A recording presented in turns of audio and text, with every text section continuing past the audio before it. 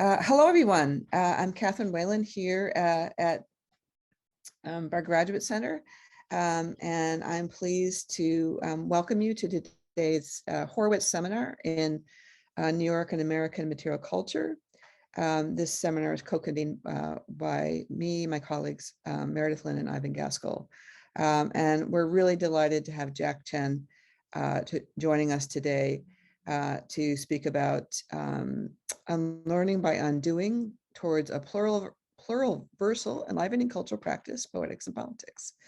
I'd like to begin by respectfully acknowledging that this place is the ancestral homeland of the Lenape, and recognize New York City as a past, current, and future home for many Indigenous people. I'm going to go ahead and give you an introduction to Jack and his work. Jack Tchen is a historian, curator, and dumpster diver and teacher. And on the dumpster diving, Jack co-founded the Museum of Chinese in America in 1980, and dumpster diving was essential to gathering materials for that, things that had been discarded, but which he and his colleagues recovered as important material for the museum. Professor Tchen is the inaugural Clement A. Price Professor of Public History and Humanities at Rutgers University-Newark, and the director of the Clement Price Institute on Ethnicity, Culture, and the Modern Experience. Previously, he was at New York University, where he was the founding director of the Asian Pacific American Studies Program and Institute, and part of the founding faculty of the Department of Social and Cultural Analysis. In 2019, he established the Public History Project here in New York City, which emerged from his service as a commissioner on the Mayor's Commission on Monuments. This project reframes the history of New York and New Jersey and their shared river regions. It starts with histories of dispossession and enslavement and grapples with our settler colonial illiteracy about the lands and waters upon which we live.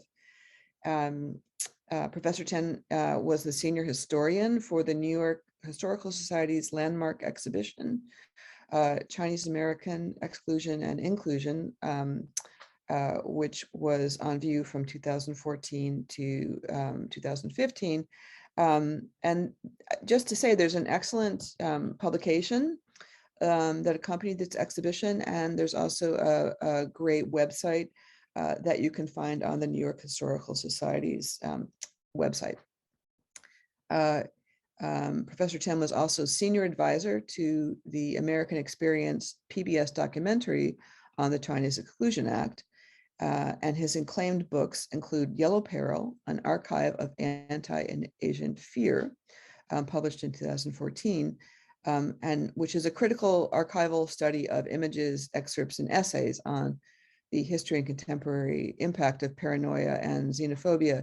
And I know that it's a resource that students and faculty here at our Graduate Center have drawn upon. He's also the author of New York Before Chinatown, Orientalism and the Shaping of American Culture.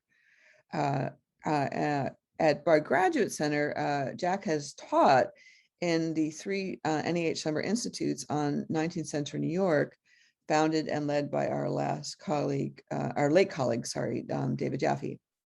I hope you've had a chance to browse the anti-eugenics project that Jack was instrumental in organizing, and his personal eugenics story. If the links of that are on the announcement for this talk. Finally, a word about how today's event will run. Professor Tchen will speak for about 30 minutes or so, and then we'll open up things for questions and discussions. For the Q&A session, please use the Q&A function.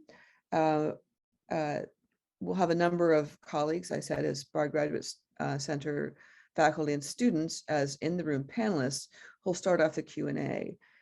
For the panelists, please use the raise hand function, and I'll call on you to unmute and ask your question. We have automatic captioning, which you can use turning on the CC option at the bottom of your screen. We are recording this event, and a copy of the video will be available on our website and YouTube channels afterwards. And now I'm going to start off and turn things over to Professor Tchen. Jax, thanks so much for joining us. You're muted, if you could unmute. Thank you, Catherine. It's always a delight to speak to the Bard Graduate Center seminar, and it's really one of my favorite opportunities to speak to people who are deeply immersed in material culture and archives. I feel very much a part of your community, and I just also want to thank you. Of course, I'm always thinking of David, who I didn't know for very long, but the little bit of time we did get to know each other, I felt deeply connected to his work and his approach to scholarship, but also life, and I feel that that's continued in a wonderful way at the Bard Center. Also, thank you very much to Jen for setting all this up. I speak to you from the land of the early dawn. Behind me is a glacial lake. I happen to be in what we now call Mid-Coast Maine. It's really where Abenaki is still spoken. Abenaki people are still here, and it links to the coastal woodlands area of where I live and work. I live in Brooklyn, New York, where we have the end moraine of Sunset Park just in our neighborhood, but also I work at Rutgers at Newark, where the end moraine continues through Brooklyn, all the way from the tip of Long Island, through Brooklyn, through Staten Island, and into Newark itself. During this interminable long durée, compressed in what Arundhati Roy talks about as the pandemic moment, I thought it's really a useful and important time for us to consider what is going on in the present and to be incredibly present in a way that I think is very hard when people are in graduate school or people within institutional systems in which future productivity and future jobs is always just around the corner, always something that's pressing on our everyday awareness and consciousness and sense of productivity. I'll just read her quote. Many of you may have already seen this or heard this. Historically, pandemics have forced humans to break with the past and imagine their world anew. This one is no different. It is a portal, a gateway between one world and the next. We can choose to walk through it, dragging the carcasses of our prejudice and hatred, our avarice, our data banks, and dead ideas, our dead rivers and smoky skies behind us, or we can walk through lightly with little luggage, ready to imagine another world and ready to fight for it. So how can we not return in this moment, which seems to be being pushed to end tomorrow, but in fact it is not ending, right? So that the virus itself, as part of nature, is really not ready to end or finish, despite the vaccines, despite efforts to do so, and despite, of course, the wishes that we all have that nobody dies, that nobody goes to the hospital, that our loved ones are safe and well. But in fact, what this moment reminds us is that nature is far greater and far larger than we can ever imagine. And somehow we've all been subject to this same virus and mutations of the same virus globally to all parts of the world. So how can we unpack this moment? How can we begin to understand it in a way that I think also helps us better prepare for the global warming that this is a part of, but also that is omnipresent, as we know as well, and as we are thinking about. This requires us to dig deeper into formations of the present and the present hot mess, into ways in which historical legacies and roads not taken paths not taken, continue to condition and skew the horizons we tell stories within, especially the master stories we deploy to better pass within the systems, within the institutions we earn livings, about our embodied and assembled plural selves.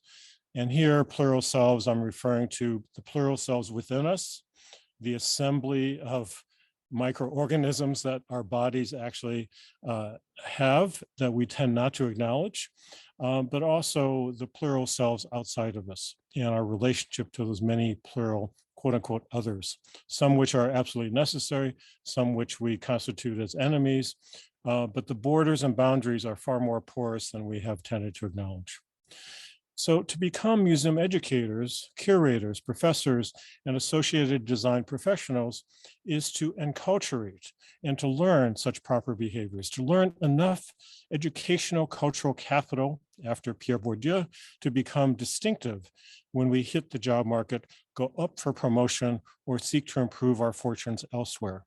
And if you want to challenge these systems from within to pass well enough to then hack from within, and if you can't get within that system or are abjected from that system, possibly to hack from without. But the larger world beckons. Larger world events, global warming, the clock of the tipping point, T-minus 6 years, that we're very now even more aware of, especially since the COP summit, informs our guts, our viscera, that not all is right and that our chosen paths of everyday life are insufficient, necessary but insufficient for us to think of our futures. Now, in terms of this question of the gut, some neuroscientists are speaking of that as a second brain, but that itself is not a way to, not a sufficient paradigm. I think in many ways our brain is a subset of our embodied knowledge, and part of that assembly of beings and organisms that really play a certain kind of role, but not the entire role.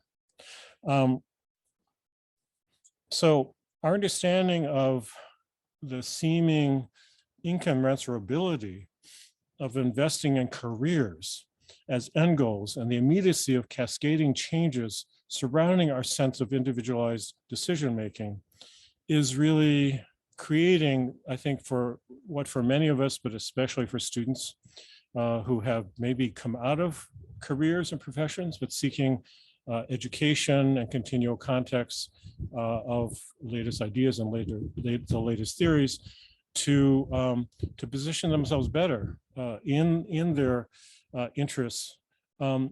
This sense of individual decision-making of careers then creates kind of this existential moment during the pandemic portal, during this long durée, during this long moment. We simply cannot continue with business as usual.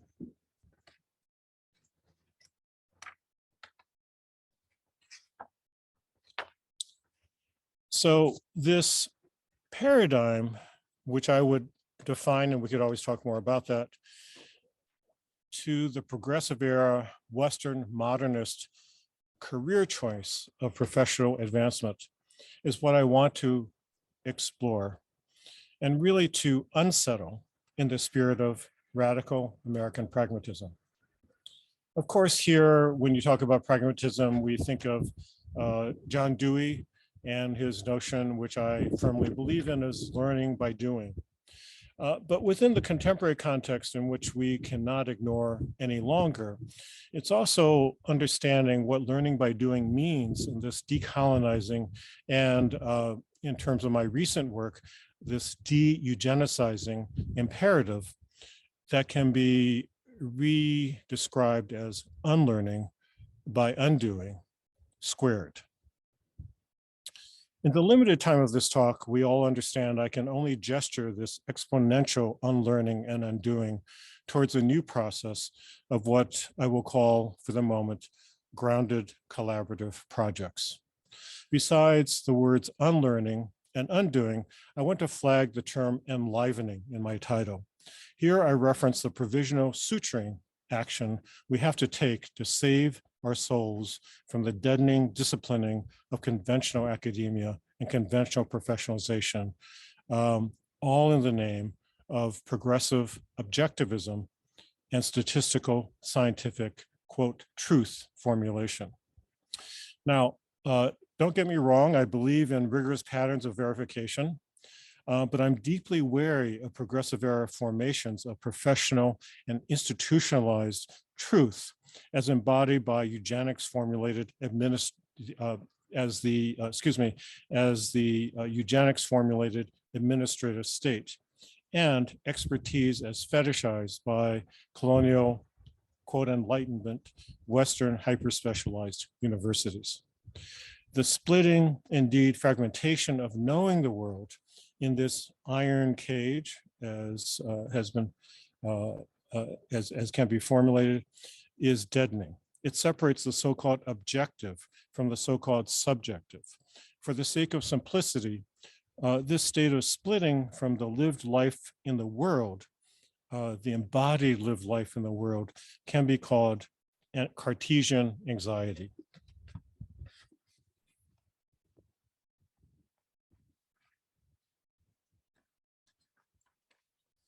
Francisco Varela, who is a philosopher, cybernetician, and neuroscientist, who is also engaged in a dialogue between science and Buddhism, talks about Cartesian anxiety in the following way: as a systemic state. Okay, quote, the feeling that arises when one senses that one can no longer trust the world as a fixed and stable reference point. The nervousness that one feels is rooted in Cartesian anxiety. The anxiety is best put as a dilemma. Either one has a fixed and stable foundation for knowledge, or one cannot escape some sort of darkness, chaos, and confusion. It's very binary, as you can sense. Ultimately, this feeling of anxiety arises from the craving for an absolute ground. When this craving cannot be satisfied, the only possibility seems to be nihilism or anarchy or fears thereof. The search for a ground can take many forms, but given the basic logic of representationalism, the tendency is to search either for an outer ground in the world or an inner ground in the mind. Again, the mind defined in the Western framework. By treating mind and world as opposed subjective and objective poles, the Cartesian anxiety oscillates endlessly between the two in search of a ground. As a more than academic exercise in a more than human revitalization commitment, we have to re-enliven our public engaged and public Mother Earth engaged lives and work. This talk is also an invitation, as if you need one from a person such as myself, to form our own decolonizing and de-eugenicizing projects, if you haven't already been doing so. In the spirit of mitigating Cartesian anxiety in this calamitous long moment of the cataclysmic impacts of human-made insurvivability, I'll offer really 3 tactical interventions accessible to our shared commons toolkit today. Catherine, thank you for mentioning dumpster diving. I kind of want to raise dumpster diving as a broader kind of epistemic understanding of our relationship to the normative, everyday, quotidian life that we professionals live. The question really of dumpster diving goes back to the question of what is valued and what is valuable, what is worth saving, and what should simply be tossed out. Now, if we're to reject the all-pervasive logics of Protestant possessive individualism and the notions of political arithmetic, which I can get back to, then we need to also question really notions of what is good, what is pure, and what is dirty. and what should be simply tossed out or abjected in the way that objection is kind of formulated and theorized. What should be objected from the body politic, from the home, and from the community?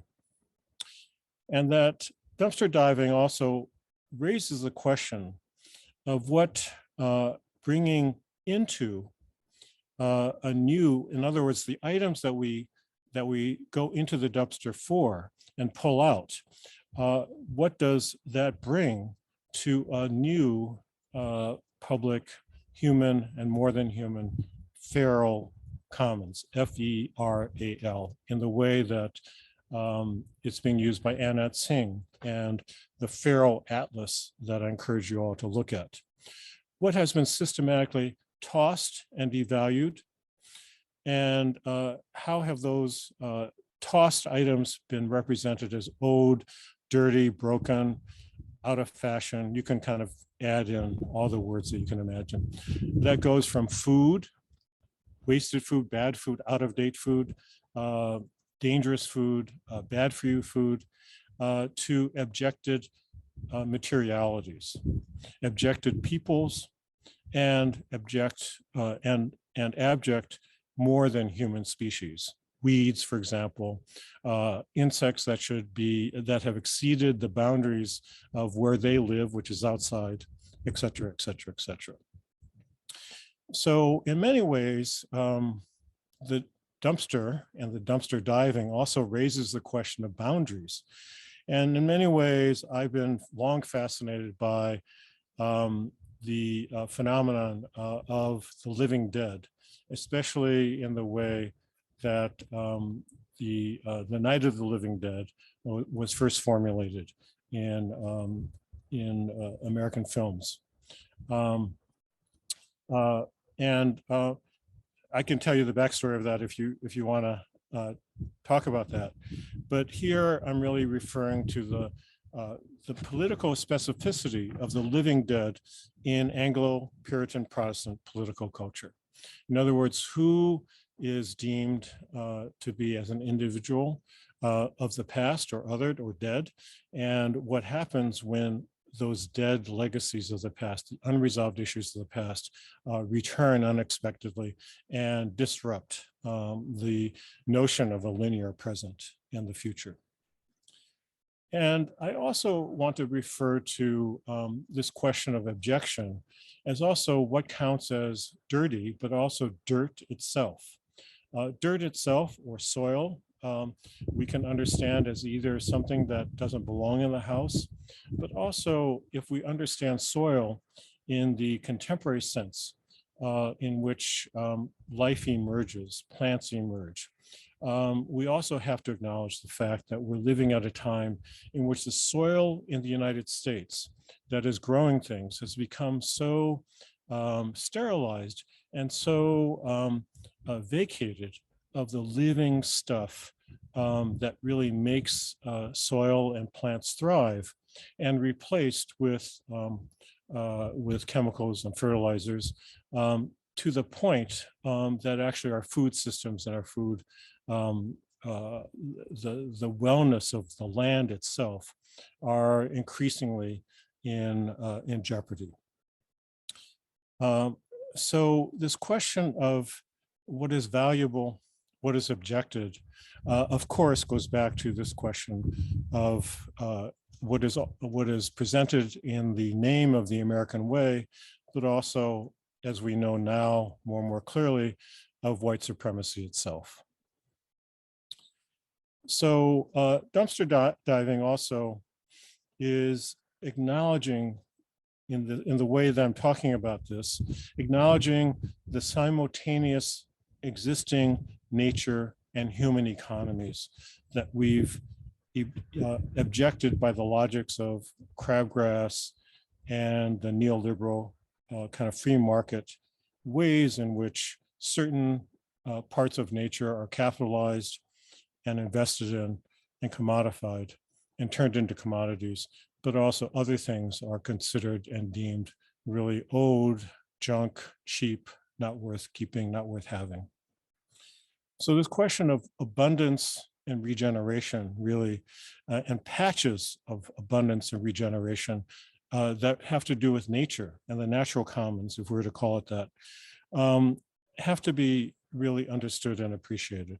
And within that, the question of systems of generosity, systems of abundance, systems of natural regeneration, cycles of the seasons in which things go dormant and grow again, have to be also understood as not simply gift systems that anthropologists talk about or barter systems, but also be understood within the context of human and Mother Earth relations. So the question of abundance and regeneration and patches that remain in which the actual capacity of nature to continue to do so really speaks to creative energies and speaks to ways in which the objective and the subjective have not been split asunder. And in many ways, from the perspective of my cultural background, the Taoist energies, which are not simply binary at all, but actually far more integrated and far more alive between just a simple relationship between male and female, but by far more than that, the relationship between the human and the more than human, in many ways speaks to the kind of energy and electricity of an enlivened life.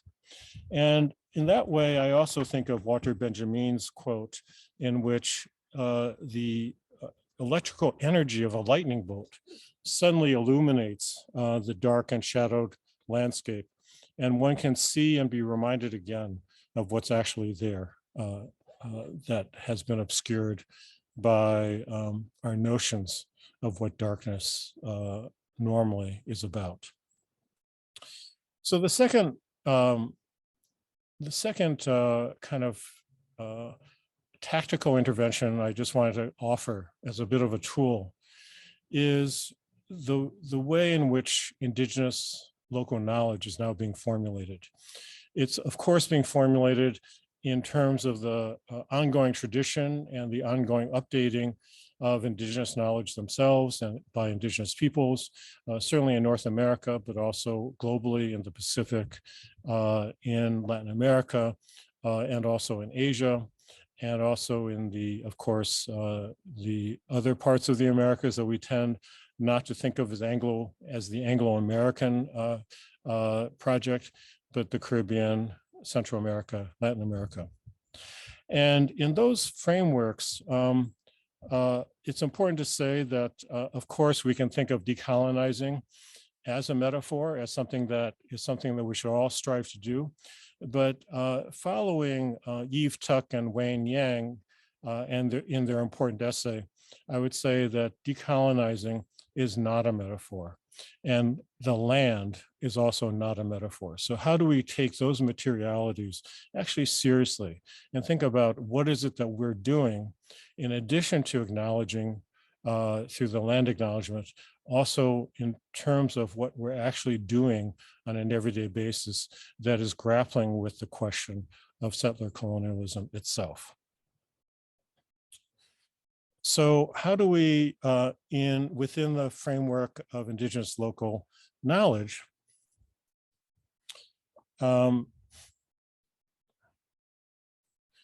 learn from the intimacies and the relationships that indigenous peoples who had spent thousands of years learning in terms of their relationship to place and particular complexities of that place in relationship to the land, the particular plants, the particular more than living humans, more than human living creatures, the wind, the waters, the quality of the smell, the quality of the feel of the place.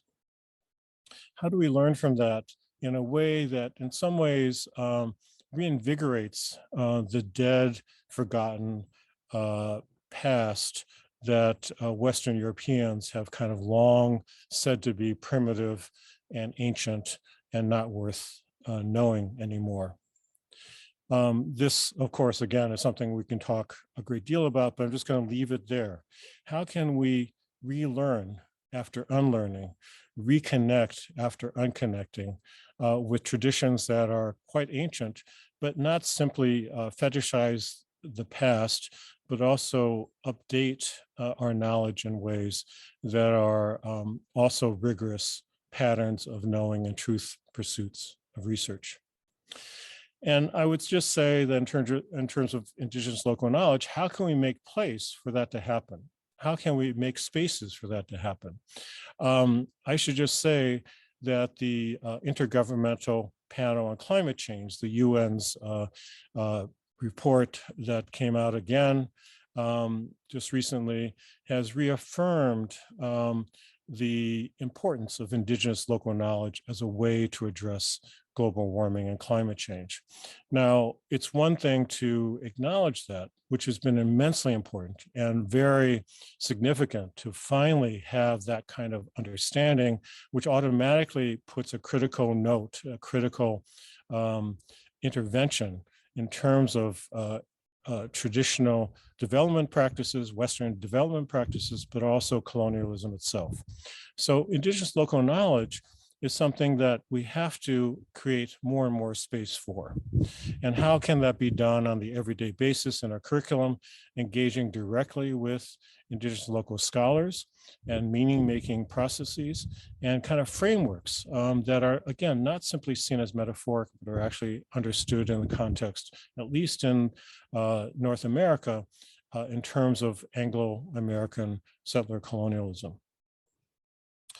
So these deep acknowledgements of the land, I think in terms of the challenge we have in a place like the New York metropolitan region, is really to understand where we are as an estuarial space and to understand our part of the world as more than simply the houses, the buildings, the institutions that we kind of habituate, and more than simply the subway systems that we enter into and emerge from.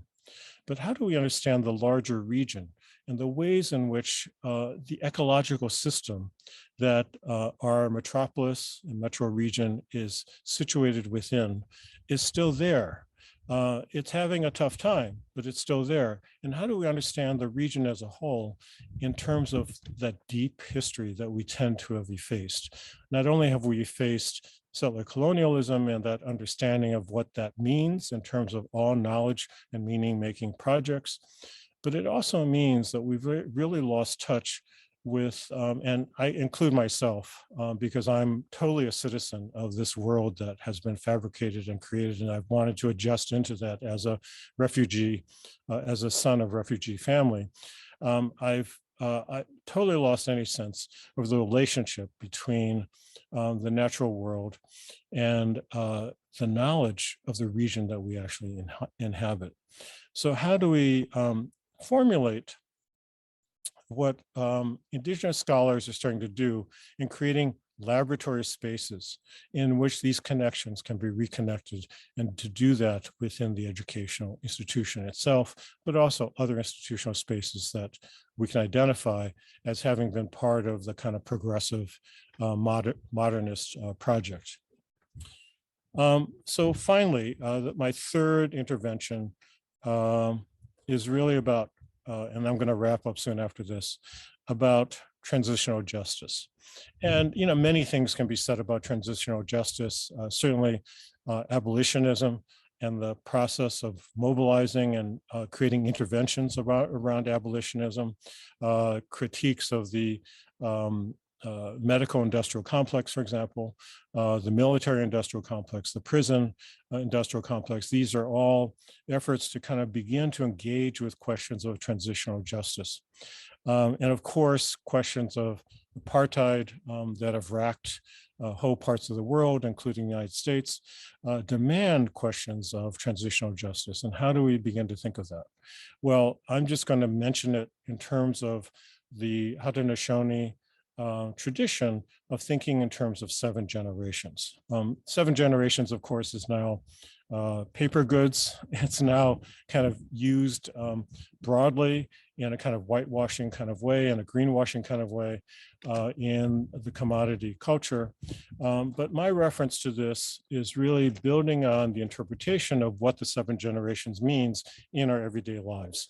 And here I really prefer the interpretation that 7 generations is not so much 7 generations that we of ancestors going back and 7 generations ahead in terms of time and place, but I'm really thinking of 7 generations as ourselves at this moment in time in the here and now, occupying the 4th generation, so that we can be in a position through people who are living and people we know to, whether biologically or by blood or generationally, know people who were part of 3 generations before us.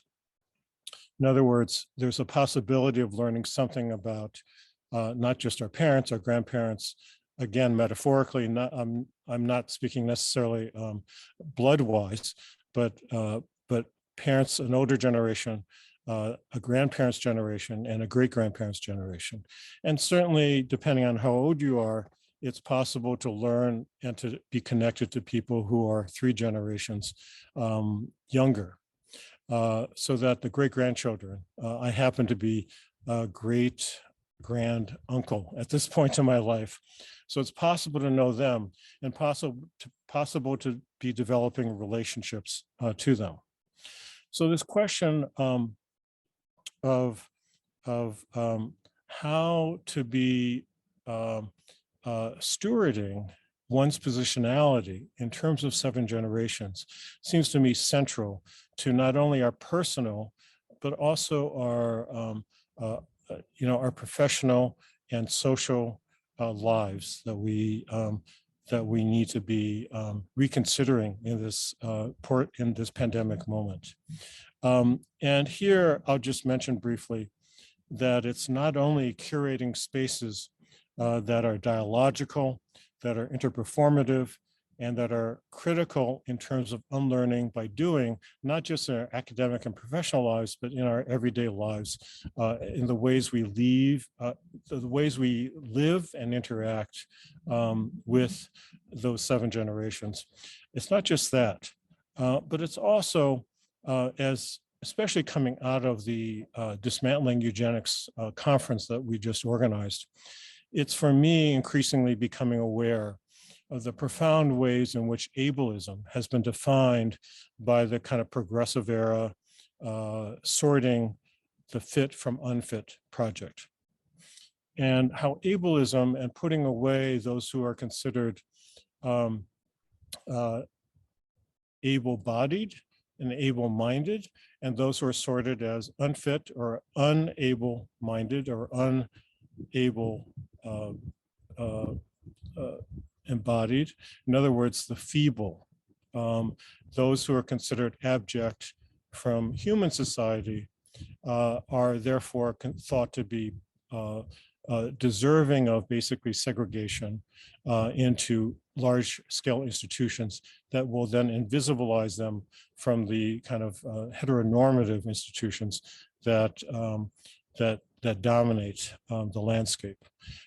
So this question of ableism is really one in which demands, I think, our concerted effort to de-eugenicize and to make visible the ways in which that kind of neuronormativity, but also embodied normativity is really enforced, and how ugliness itself, as opposed to beauty and what is considered unfit to be part of our everyday lives, but also the highest realms of our pursuits of scholarship and philosophizing and notions of what beautiful and unbeautiful may be, that we have to take up the challenge of de-eugenicizing those kinds of hierarchy, which really perpetuate notions of what is the standard norm.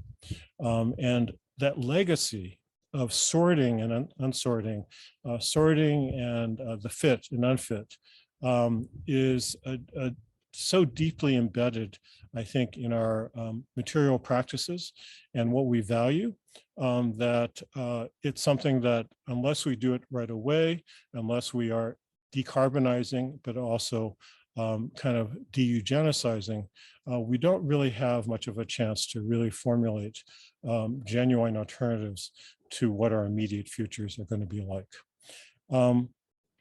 I'll just kind of close with the notion that Mikhail Bakhtin kind of provided as a tool that I think is really part of the necessary toolkit for that we're going to have to make effective mitigations and interventions in the enormous challenges ahead of us.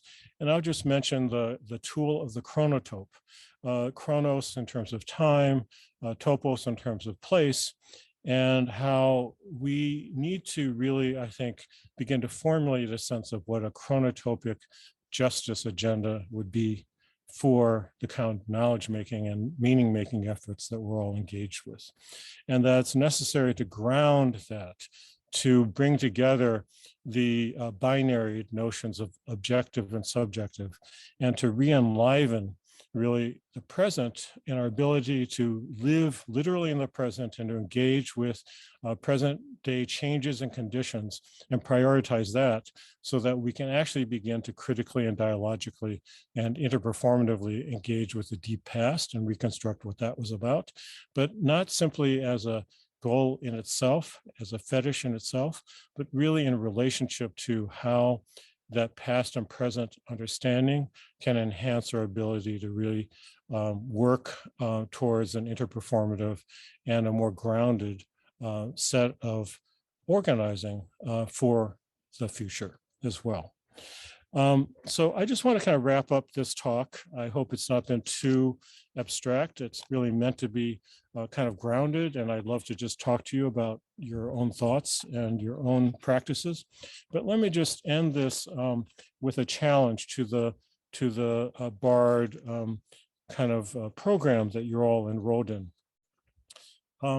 What can you do in this precious, long pandemic moment to build an enlivened, decolonized, de-eugenicizing, pluriversal design that really can help us better understand the legacies and the possibilities and roads not taken in the deep present?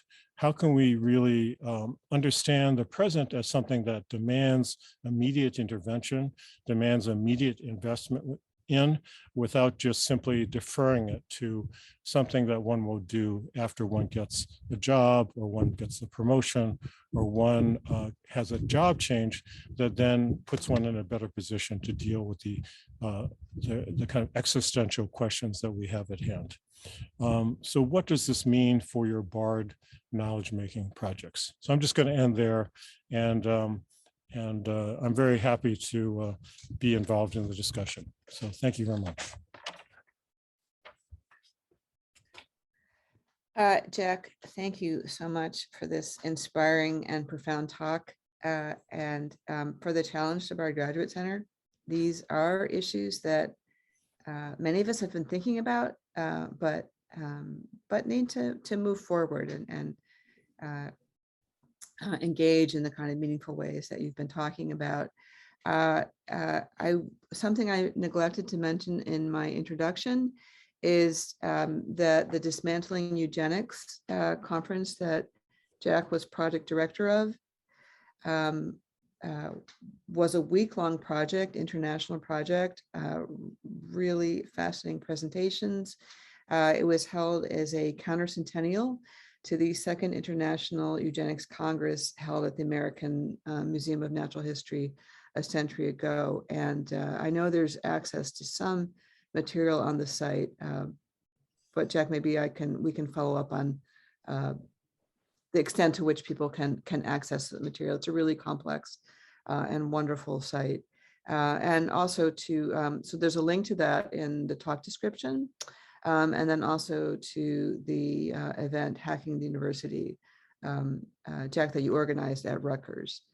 So I very much encourage you to look at both of those. And now I'm going to ask our panelists to go ahead and ask questions, raise questions. And sorry, gonna go to my gallery view so I can see all of you. Okay. Thank you so much. Thank you, our panelists.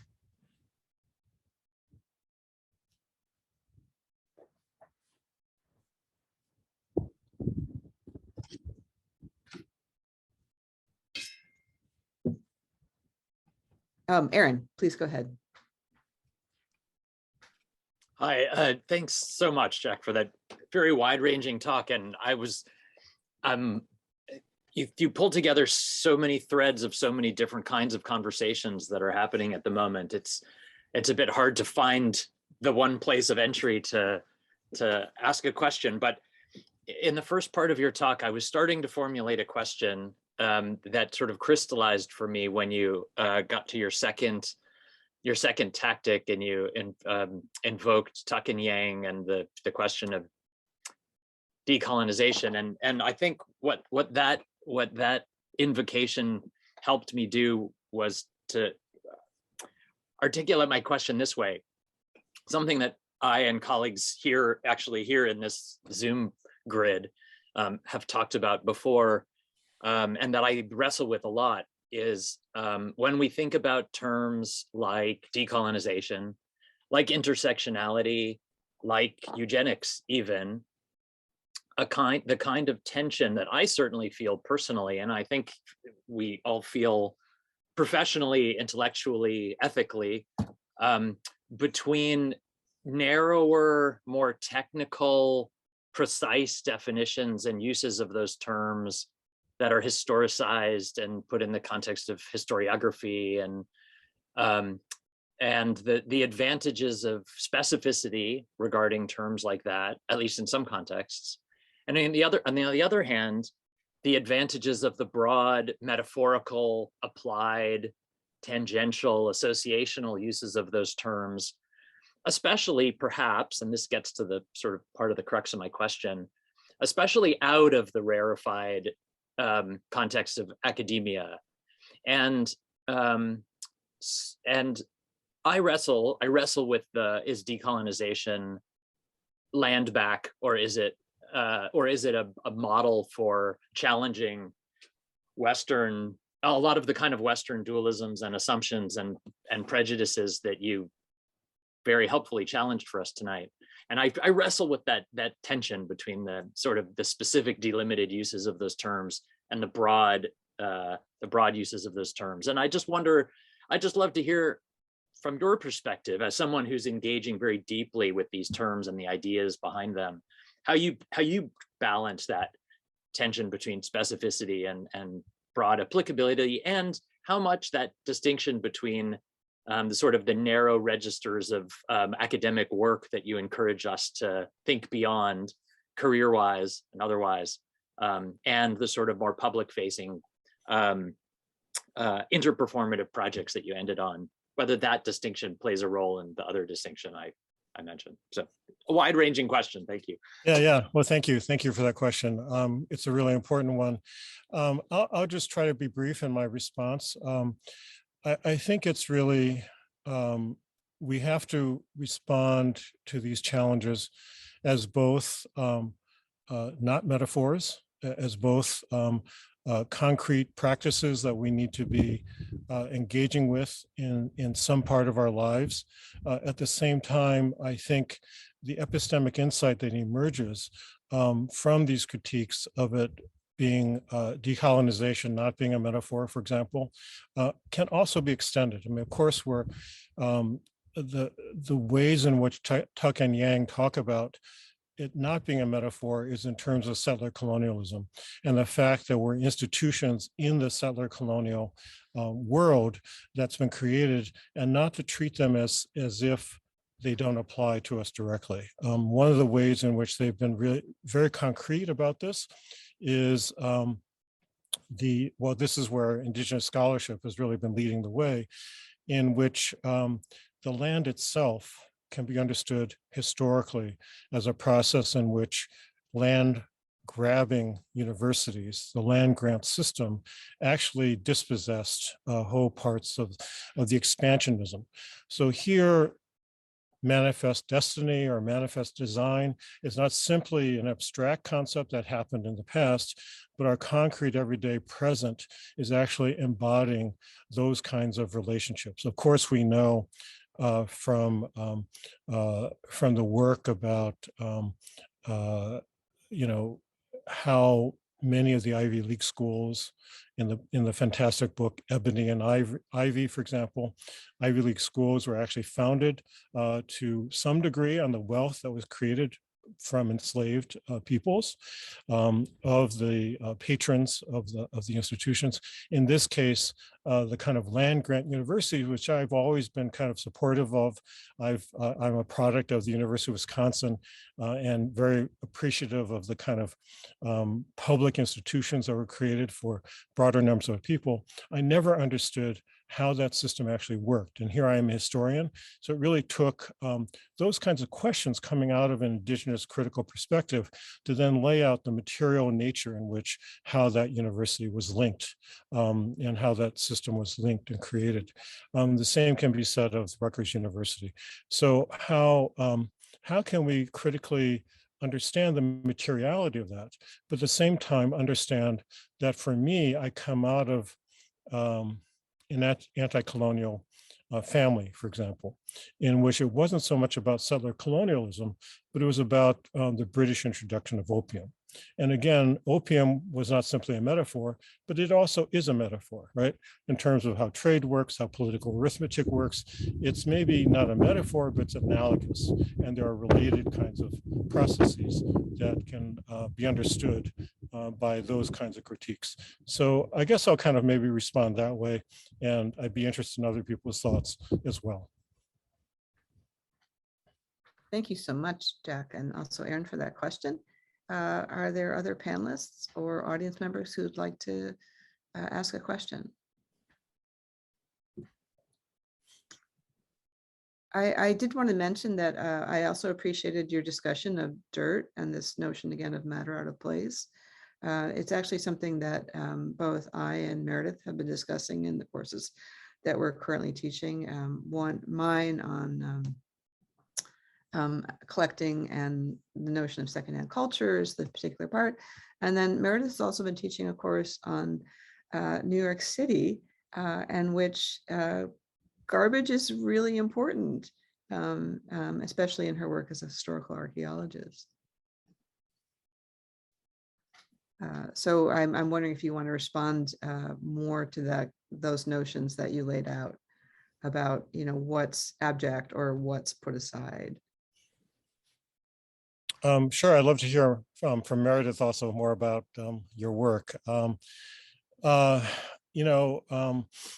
am very persuaded as a citizen of New York City that has a citizen of Sunset Park in Brooklyn, where recycling has been stopped during COVID, but also how garbage and alternate side of the parking and everything else is kind of driven by the sanitation pickups, and that how during the period of time in which our local subway station was being remodeled, we suddenly and continue to have rats reemerge everywhere. The perfect habitat that the kind of feral atlas that Anna Tchen has kind of talked about and local field studies have been documenting about how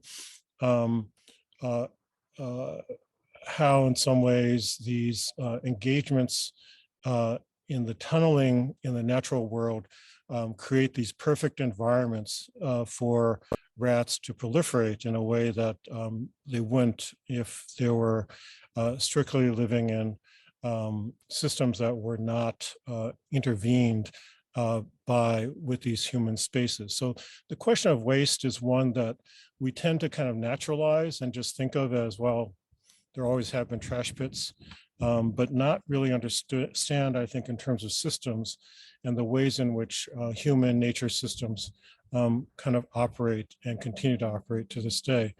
I guess I would just say that, part of, I think what we're all increasingly aware of is how how places that humans imagine themselves to live are thought to be clean and tidy and somehow embody a certain kind of virtue or a kind of work ethic of what happens when one is at home and how one is exemplifying the kind of virtues of the home. And then, of course, the work ethic itself, as we know, through Weber, also embodying a certain kind of honesty of how one earns one's living, but also one's kind of moral ethic relationship to larger values and beings, that somehow all of that, as long as one as an individual stays within that contained space, everything is good. But of course, what our relationship is to outside that contained space and how we oftentimes think of that as maybe the abject other in which we can throw garbage or project our anxieties, the unresolved Cartesian anxieties outwards, is not usually kind of understood and thought of as key, right? So how we treat nature and how we create the spaces has to be understood. And certainly New Yorkers, we are kind of aware of sanitation and garbage, but we quickly imagine our lives as being away from that. So I guess for me, and I imagine this is what's being done by the evidence of your courses, it has to be taken into account immediately. And it also has to be understood as a relationship to all these materialities in relationship to the extractive system and the history of extractivism itself. And the paradigms that we're now faced with is to basically not simply develop the magic pills or develop the new technologies that will solve these problems, but how can we fundamentally curb and cut back on the ways in which we consume and capitalize on the extractivism itself. So that's kind of an oblique way of answering your question, but I'd love to just know more about actually how the two of you are actually thinking about this as well. Yeah, Meredith, do you want to say something? And then also, Josh, I know you have to go to class soon, but you're actually in both of these courses, I think. So you might have some thoughts too. So you want to, either of you want to go ahead? I guess on a broader sense, I'm a historical archaeologist, so I use documents and oral histories as well as material culture that's usually been excavated from archaeological sites to try to say something about someone, basically, right? To try to understand the world in the past and people in the past. And I guess from that perspective, I typically look at things on the micro level, right? I'm looking at the remains of things that people leave behind. And, historical archaeologists like to think of this as giving a different perspective into what people actually do, rather than just kind of dwelling in the place of what people say they do, in documents or history. Like what is the material, what do the material traces tell us about what people actually do? And from there, we kind of, we're moving back and forth between the realm of ideas and perception and the realm of kind of reality. And so in your talk, I kept thinking about how important, of course, ideas are, and shifting ideas and shifting perspectives about all of the things that you're talking about: ableism, the environment, indigenous knowledge, colonization, in order to affect some kind of change in the face of these massive problems that we're facing. But the archaeologist in me, the one who studies the fragments of trash, also wants to know what can we do right now? Like what can we do on a very practical level that can maybe push against changing the ideas, but the ideas aren't going to change overnight. So like how do we balance the big idea with what can we do right now? Yeah, I mean, it's the question that we all face, and I think it's a question that is too bounded. I mean, I think institutions, if there are enough people within the institution, can actually do something. But it's also but this problem can also be too bounded by the institution itself. And we know that part of the answer is to pull together networks of people who really share certain kinds of values. But I guess my answer would be that if we're looking at this region in particular, I don't know where the site of your archaeological work is, but if we were to assemble, say Meredith works a lot in Seneca Village. okay, great, fantastic. Okay, so it counts in terms of the region that we're looking at, and how can we pull together all of the different people who are kind of specializing in understanding a very particular deep kind of deep dive or deep dig, if you will, into a past that has been largely objected, and bring that to the surface. But that also has to be brought together with the many, many other field studies or case studies of the region, and if we can begin to create some understanding of the region itself. And this, it seems to me, where trash pits are especially valuable in terms of food practices, things that were wasted, also the networks of relationships that kind of emanated from a place like Seneca Village to the region itself and to the larger world itself. So all of that, it seems to me, is incredibly important. I think there is this kind of paradox that we're in right now in terms of the little bit of time that we know that in which we have to act and intervene, and how can the work that we're doing, which is necessarily tedious and slow, and the process of publication, how do we in some ways hack that system itself? How do we then kind of spend as much energy engaging with publics, but also assembling with fellow specialists to actually make larger statements that we feel we can make and we can stand on confidently. I think it's so easy for us to kind of burrow within our specialization that we only feel safe if we've worked on something for X number of years, then we publish something, and then we speak about that. Somehow, I don't think we quite have the time for that. It's a precious and rarefied kind of world that is fantastic, but also at the same time, I think now we just don't have that kind of luxury quite in the same way. It's not to say that we have to stop doing that, but it's to say that how do we proportion our time, and whether our institutions recognize and acknowledge that work, that additional labor of public engagement. And I use the word public engagement more than public facing, but how can those systems of acknowledgement also be created? But even if they're not created within the institutions we're in, how do we make choices about that? But yeah, thanks. I mean, I'd love to just get into this more, but let's just make sure we can kind of raise more questions and thoughts about this. Thank you. Thank you so much, Jack and Meredith. And I know that we're running out of time, but if Jack, if you can stay and other people stay and want to continue the conversation. I'll also say that Meredith, Jack, and Ivan and I have been involved in the Northeastern Public Humanities Consortium, which is basically a group of academics and to some extent curators thinking about these questions of public engagement and social justice. And Aaron, I know you've also been involved in that project, and other of those of you who are here. Yeah, I guess, Josh, I wanted to ask a quick question if you wanted to say something before you have to run out. Of course. So I'm a first-year MA student here at Bard Graduate Center, and I come from rural North Carolina, and this is my first time in New York, really. And something that I've really noticed about New York compared to other places is the assemblage of sorts that you start to tease out of the people, the places. But in addition to those, you start to see the trash on the streets. You start to see the rats scuttling across the sidewalk or the roads, and the pigeons.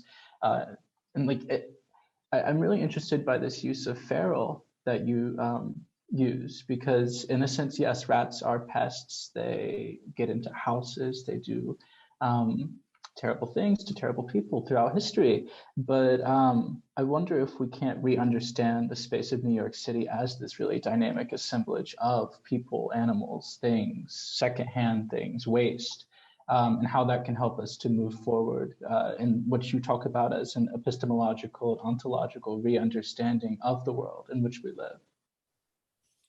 Yes, yes, I think you've posed that really well.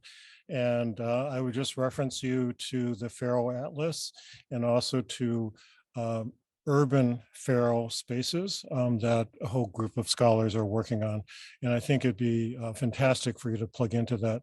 I think it's oftentimes someone who's from a space outside of the urban everyday that notice these things. I grew up in the Midwest, and I am forever fascinated by the details of New York City, and I kind of notice these things.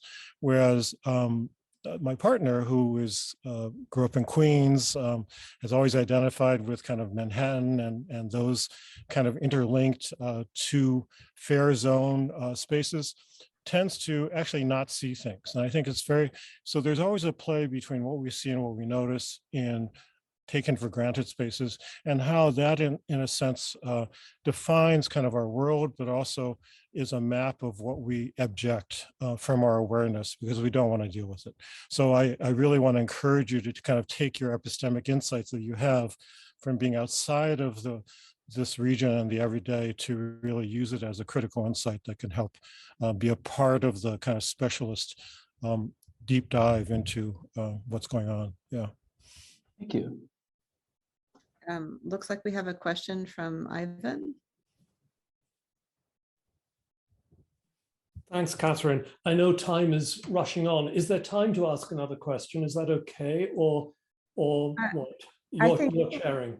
I think, Jack, if you have time, and I again understanding that people have to run off, but if you would be able to stay and answer this question. Yeah, I'm good. I'm good. Yes. Thank you. Thanks so much. It's great to see you again, Jack, and it's great to hear this very important and thoughtful work. I want to take us into the realm of large-scale concepts, which you were addressing yourself, and that we haven't talked about in this question and answer session. And I'm thinking of time, space, and truth. And you appealed to Mikhail Bakhtin and his discussion of the concept that he didn't originate, but he brought to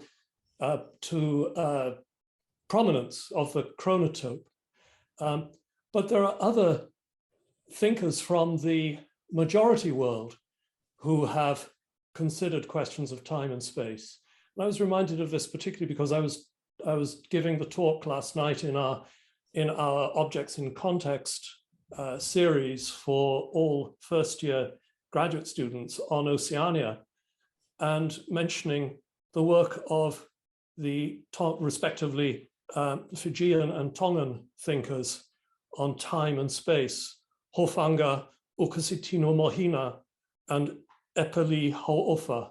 So it just strikes me that we can go outside of the minority world to think about these things with the help of thinkers from the majority world. So that's time and space, to and va in Tongan. But thinking of truth, I want to come back to the minority world and just quote from Will to Power of Nietzsche. Truth is the kind of error without which a certain species cannot live. And the analytical philosopher Simon Blackburn, who wrote a wonderful book on truth called Truth, a Guide, the selection mechanisms that dictate the nature of our perspectives are not there for uncovering the way things are, but for suggesting to us how to act. And I just wonder if you have thoughts about particularly the Nietzsche idea and Blackburn's idea.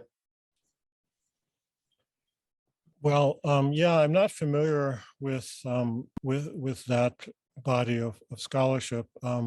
Maybe for a moment I'll go back to Hau'ofa and really say, I mean, so I'm really appreciative of how you talk about that. I'm more familiar with Hau'ofa's formulation of the Sea of Islands, which of course is also kind of rejiggering of the notions of what is solid, what is not solid, what is water, what is land, but also what's beneath the surface and what's not always evident.